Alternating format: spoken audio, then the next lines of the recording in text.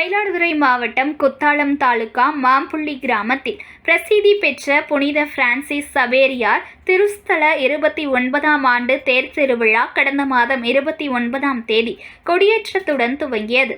இதனைத் தொடர்ந்து 10 நாட்கள் மன்றாட்டு மாலை, நவநாள் ஜெபம், திருப்பலி உள்ளிட்ட பல்வேறு வழிபாட்டு நிகழ்வுகள் நடைபெற்றன. இன்று இரவு விழாவில் முதல் நிகழ்வான சிறப்பு திருப்பலி மற்றும் திருத்தேர் பவனி நடைபெற்றது. குத்தாலம் பங்குத்தந்தை ஜெர்லின் கார்டன் தலைமையில் நடைபெற்ற திருப்பலியில் செல்வத்தை அல்ல கடவுளை நம்புவோர் தளிரென தழைப்பார் என்ற இறை வார்த்தையை மையப்படுத்தி இறையுரையாற்றினார்.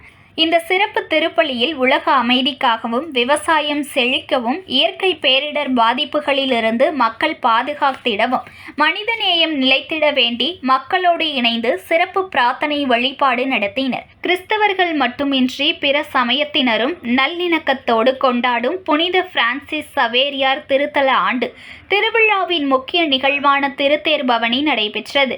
புனித பிரான்சிஸ் சவேரியார் திருவுருவம் தாங்கிய பூக்களால் அலங்கரித்த தேர்கள் ஆலய வளாகத்தில் தொடங்கிய முக்கிய வீதிகள் வழியாக மீண்டும் ஆலயத்தை வந்தடைந்தது.